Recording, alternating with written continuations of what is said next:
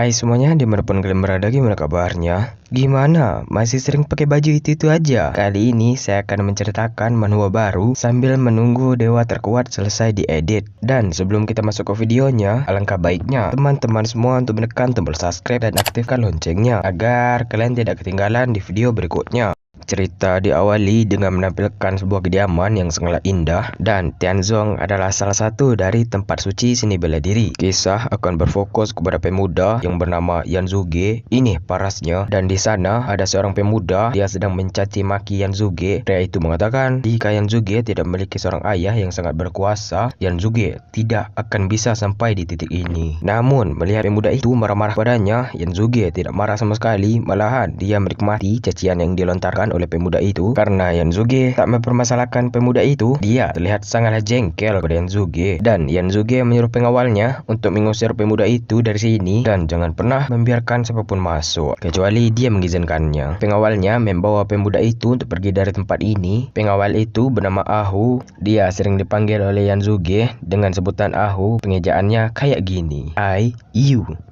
love you. Anjay, tumben sejab gombal.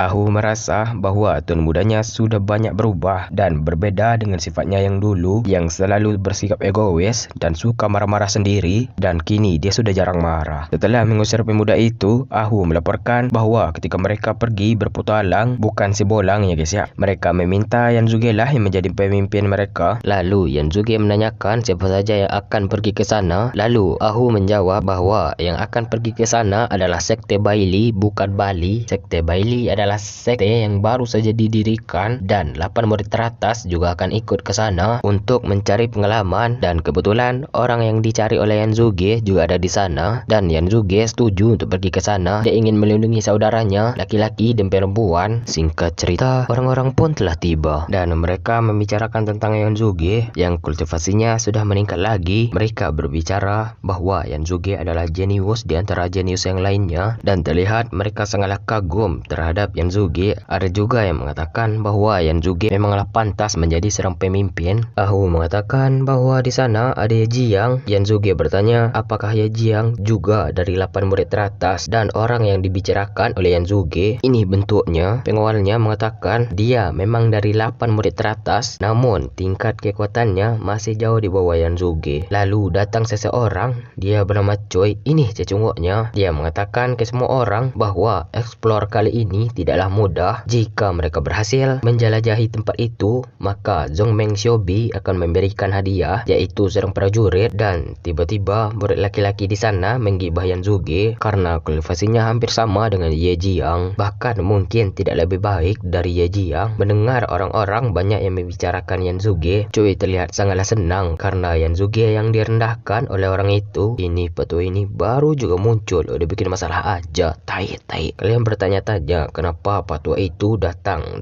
bawa masalah? Karena dia gagal merebut posisi sebagai seorang tetua, dan yang mendapatkan gelar sebagai tetua itu ayahnya Yan Zuge. Dan patua itu sengaja membuat masalah di sini karena dia tahu bahwa Ye Jiang memiliki dendam kepada Yan Zuge. Dan tiba-tiba Yan Zuge mengeluarkan energi di tangannya, dan karena dia adalah pemimpin dan karena dia adalah kapten dari tim itu, dia akan bertanggung jawab atas tim ini. Namun sangat berbeda dengan negeri Wakanda yang saya tinggali saat ini. Dia mengeluarkan sebuah token, dan dilihat-lihat dari token itu sangatlah istimewa. Dan Yan Zuge mengatakan sebuah pepatah, jika kau ingin melakukannya dengan benar, maka kau harus mengasah alatmu terlebih dahulu. Artinya apa ya? Saya juga nggak tahu. Yan Zuge memerintahkan Ahu untuk mengambil 6 item kelas 2 dan 7 senjata pertahanan, dan Ahu sudah mengambil semua yang dikatakan oleh Yan Zuge. Cepet banget cuk ngecet nih, pasti ngecet woi, curang. Lalu Yan Zuge mengatakan bahwa semua senjata itu berasal dari sulingannya sendiri dan bukan milik ayahnya ataupun milik keluarganya, dan total dari semua senjata itu adalah 16, dan mereka semua akan mendapatkan satu senjata, ibarat kata satu kepala satu senjata gitu kan. Dan para murid yang ada di sana pun heboh karena Yan Zuge memberikan mereka semua satu senjata, dan senjata itu sangatlah bagus dan juga sangat susah untuk didapatkan, bahkan sangat sulit untuk didapatkan, dan tak sedikit juga yang tak percaya percaya bahwa Yanzuge lah yang membuatnya, dan terlihat dari ekspresi Choi yang tak senang karena dia berpikir bahwa tidak mungkin Yanzuge bisa membuat semua senjata itu. Dia juga menyangka bahwa semua senjata itu dibuat oleh ayahnya dan bukan dibuat oleh Yanzuge, dan karena kebaikan dari Yanzuge membuat para wanita yang ada di sana sangatlah terpesona akan kebaikan Yanzuge. Mereka mengatakan walaupun Yanzuge sangatlah kuat, namun dia tak pernah sombong sama sekali, dan juga para ciwi-ciwi ini membandingkan Yanzuge dengan Ye Jiang bahwa Ye Jiang tidak sebanding dengan Yanzuge, dan level dari Yanzuge sangat jauh di atas Ye Jiang. Mendengar bahwa dia sedang digibah dan direndahkan oleh para ciwi-ciwi ini, dia mengatakan memenangkan hati orang lain. Lalu kenapa sih? Dan suatu hari aku akan melampauimu. Nah, baru kali ini nih Mimin lihat NPC nggak dendam sama sekali ke karakter utama gitu ya kan. Pasti kalian juga ya kan. Singkat cerita, mereka udah ada di hutan. Nah, sekali lagi Mimin tegaskan bahwa Mimin tidak bisa bahasa Inggris, jadi kalian bisa baca sendiri. Oke, dan tempat ini dibagi menjadi 8 wilayah. Yang pertama adalah surga, bumi, angin, guntur, api, gunung, dan sungai. Itu lagi di mana ya? Apakah kalian melihatnya? Di antara mereka telah berubah menjadi area mati karena perubahan abnormal bertahun-tahun yang lalu, dan telah menjadi tempat yang paling berbahaya di dunia manhwa ini karena homonofinya yang aneh dan dijuluki sebagai neraka. Dari neraka ini sampai ke langit dan bumi ada banyak sekali celah dan lembah-lembah yang besar, dan tempat ini adalah salah satu dari yang terbesar. Dan sebagian melewati surga di mana Gunung Guanceng berada, dan mereka menyuruh untuk tidak menyentuh kabut asap itu karena jika disentuh dapat membutakan mata, mematahkan tulang, tulang belakang hilang, kaki hilang satu, badan jadi hitam, kerbau masuk rumah, ular terlepas, semua kami selamatkan. Kabut ini memang sangatlah mengerikan, namun di balik kengerian dari kabut ini ada suatu tujuan yang tersembunyi, dan karena dia sudah tahu apa yang akan didapatkan dari kabut beracun ini, dia pun tersenyum dan mulai melakukan meditasi dan menyerap semua racun yang ada di sana dengan santainya tanpa ada rasa sakit sama sekali. Melihat yang dilakukan oleh Yanzuge sontak membuat mereka semua terkejut. Yang diserap oleh Yanzuge karena adalah salah satu dari kabut beracun yang mematikan. Lalu datang abang-abang yang tiba membatasi kultivasi dari timnya Yanzuge. Dia bernama Yuan Long. Dia adalah salah satu dari yang terkuat di generasinya. Yuan Long bertanya-tanya mengapa ada murid yang memiliki senjata yang sangat kuat, namun jika mereka pamer di depan Yuan Long, dia akan membuat orang yang pamer kepadanya akan menjadi debu. Ibarat kata seperti debu yang ditiup angin, artinya nggak tahu, cuma lewat aja. Lalu scene berpindah ke Yanzuge yang dimana dia melihat adanya cahaya di sebuah bukit, dan cahaya yang ada di bukit itu adalah seekor kucing yang mengemaskan. Memang tampilan dari kucing itu terlihat sangatlah imut, namun kucing ini jauh lebih kuat dari kucing oranye. Kucing putih ini memiliki kecepatan yang sangat cepat, dan juga kucing ini memiliki sifat yang sangat lembut dan juga gampang dibodohi. Seiring jalannya cerita, kalian akan melihat apa kebodohan dari kucing imut ini, dan wanita ini meminta izin kepada Yanzuge untuk melihara kucing ini, dan Yanzuge mengatakan jika ingin menjinakkan kucing ini maka harus memberikannya sebuah rumput ular jika ingin menjinakkannya, dan kucing ini sangatlah suka dengan rumput ular itu, dan wanita itu sangatlah senang karena Yanzuge mengizinkannya untuk memelihara kucing ini. Dan bukan kucing itu saja yang imut, wanita itu juga terlihat sangatlah imut. Aduh.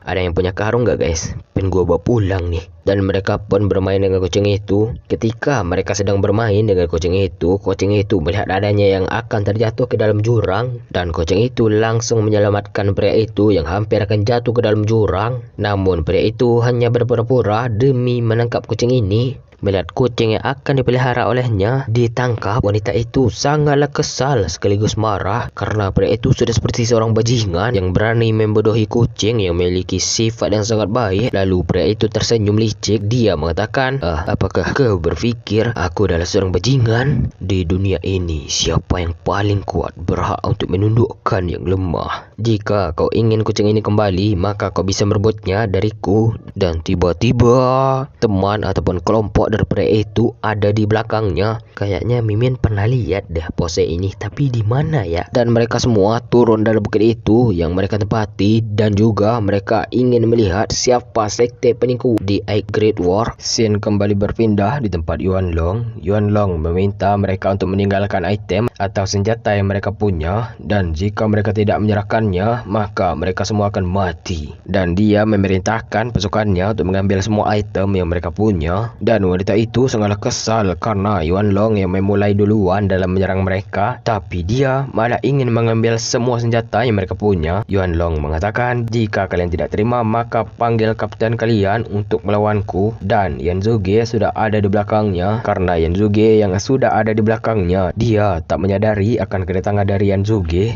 dan dia pun mengambil jarak, dan ternyata mereka berdua sudah pernah bertarung dan Yuan Long sudah kalah sebanyak 3 kali. Namun kali ini Yuan Long akan mengalahkan Yan Zuge. Zuge tidak menanggapi perkataan dari Yuan Long karena dia tahu bahwa tidak mungkin bagi Yuan Long bisa mengalahkannya. Dan Yuan Long langsung menyerang Yan Zuge, dan juga Zuge tidak tinggal diam, dia juga ikut menyerang. Yuan Long mengatakan kepada Yan Zuge bahwa teknik itu sudah pernah dilihat olehnya, dan kali ini tidak mungkin teknik itu bisa mempan kepadanya. Dan serangan dari Yan Zuge berupa sebuah naga dan akan mengenai Yuan Long. Sontak serangan itu membuat Yuan Long terkejut, dan boom, ledakan pun terjadi. Yuan Long pun berteriak pada Yan Zuge karena dia bertindak curang. Dengan ekspresi yang sangat santai, Yan Zuge mengatakan, bisakah kau tidak berteriak? Aku tidak tuli anjing. Sudah aku bilang, kau tidak akan bisa mengalahkanku. Butuh 100 tahun lagi bagi kau untuk seimbang melawanku. Itu pun jika kau masih hidup. Ya palingnya kah? Ya nanti juga mati lu. Dan dia kembali melancarkan serangannya, dan tangan raksasa pun akan mengenai Yan Zuge. Lalu Yan Zuge mengeluarkan teknik yang bernama Azure Dragon Mending, dan boom, teknik kuat yang beradu satu sama lain yang menimbulkan efek ledakan yang sangatlah dahsyat. Dan mereka yang melihat pertarungan di antara mereka berdua tidak bisa melihat apa yang akan terjadi karena terlalu silau, dan banyak sekali matahari yang ada di sana yang membuat pandangan mereka terbatasi. Dan serangan dari Yan Zuge berhasil mengenai wajah sombong dari Yuan Long. Yuan Long tidak percaya bahwa wajah tampannya akan terluka. Tampan dari mana, orang dia jelek kok sok tampan lu anjing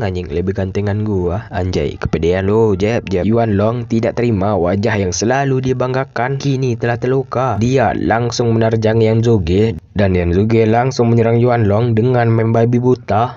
Boom, boom. Dan kini Yuan Long pun telah bonyok akibat pukulan dari Yan Zuge. Aduh, sakit sekali. Dan Yan Zuge hanya menggunakan sebuah bambu untuk mengalahkan Yuan Long. Melihat Yuan Long yang kalah dengan hanya menggunakan sebuah bambu sebagai senjata, sontak mereka semua terkejut bersamaan. Dan Ye Jiang juga tidak percaya Yuan Long bisa dikalahkan dengan sebuah bambu. Yuan Long masih tidak terima akan kekalahannya. Dia bersiap untuk menyerang dengan senjata miliknya. Lalu Yan Zuge mengatakan, apakah kau ingin melihat senjata siapa yang paling hebat? Dan boom, senjata milik Yan Zuge menimpa sekaligus menghajar Yuan Long, dan Yuan Long pun berteriak karena sakit yang dia rasakan. Dan Yuan Long resmi kalah dalam melawan Yan Zuge, dan Yuan Long sudah kalah 4 kali. Terlihat rohnya akan segera keluar dari tubuhnya. Sambil berniat untuk meninggalkan Yuan Long, Zuge mengatakan, aku Yan Zuge sebagai tuan muda yang sangat kaya raya dan juga tampan dan luar biasa dengan latar belakang dan kemampuan yang kuat, dan juga suka melindungi hewan kecil, dan sekarang kucing ini adalah milikku. Dan jika ada yang tak setuju, Yan Zuge menyuruh mereka untuk melawannya. Dan di dalam hati Yan Zuge, widih, gue keren banget cok gila. Namun di sisi otaknya mengatakan, tenang bro, tenang, bersikaplah layaknya seorang master sejati. Dan aksi pahlawan yang dilakukan oleh Yan Zuge membuat para ciwi-ciwi ini terpesona. Lalu Yan Zuge mengatakan, tadi serangannya cukup kuat, apakah ada yang terluka? Dan jika ada, dia memiliki pil yang bisa menyembuhkannya. Dan inilah yang dilakukan. Lihat sendiri aja lah. Mimin no komen lah pokoknya. Ntar ngaceng kalian. Mimin tidak berani untuk berkomentar lagi.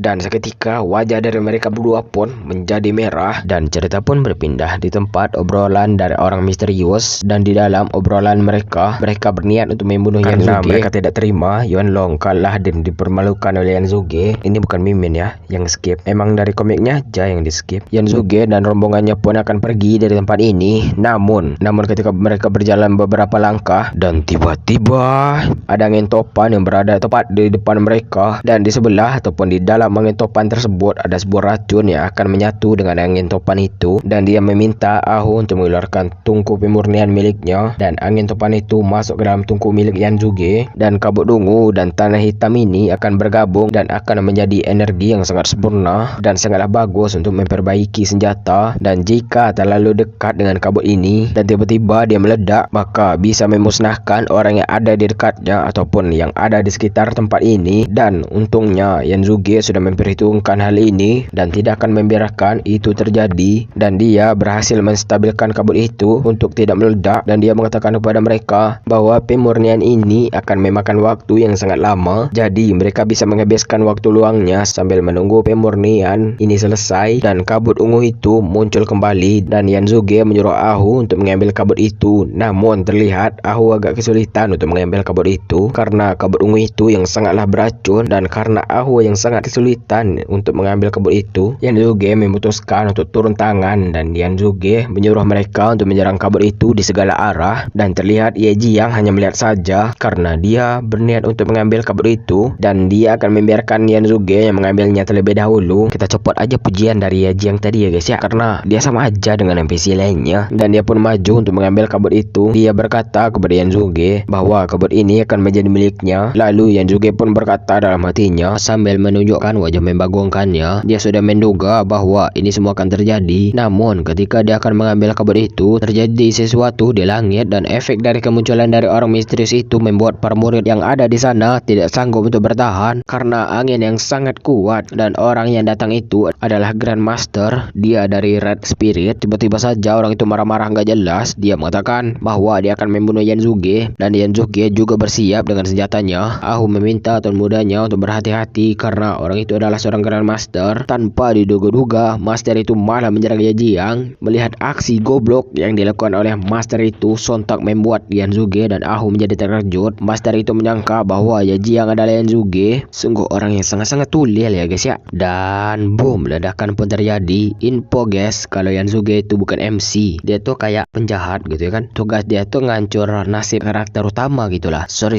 soalnya Mimi lupa ngasih tahu. Lalu ada orang yang berteriak yang mengatakan, beraninya kau menyentuh saudaraku, apakah kau mau mati ha? Dan patua itu pun melancarkan serangannya, dan boom, benturan pun terjadi, dan tungku milik Yanzuge pun akan jatuh ke dalam jurang karena serangan dari patua itu. Dan Grandmaster itu menyuruh untuk anak buahnya membunuh Yanzuge, dan dia akan menahan patua itu. Dan dia mengatakan tidak akan ada yang bisa mengalahkanku, dan tidak mungkin ada yang bisa menghentikanku. Lalu patua itu juga maju untuk memulai pertarungan yang salah paham ini, dan orang yang disuruh oleh Grandmaster tadi sudah ada di belakang Ye Jiang. Dan boom, Ye Jiang pun terpental karena serangan tiba-tiba dari orang itu, dan dia pun masuk ke dalam jurang yang penuh dengan lahar. Entah itu cuman efek doang atau itu beneran lahar ya, I don't know. Dan Ye Jiang pun berteriak kepada Yanzuge, dan di balik Ye Jiang terdapat sosok bayangan, dan akibat dari ledakan ataupun lahar yang ada di jurang itu memunculkan percikan api pemisahan. Dia bertanya-tanya apa kekuatan yang ada di dalam medali kuning ini, dan dia bertanya-tanya apakah medali biru ini berhubungan dengan klan naga atau semacamnya, dan dia akan mencari tahu setelah pulang nanti. Dan dia mengatakan kepada mereka, gua nggak menduga banget cok bahwa Ye Jiang cepat banget ninggalin kita semua. Aduh. Dan kita tidak usah memikirkan orang yang sudah mati. Mari kita pergi, ucap Ye Jiang.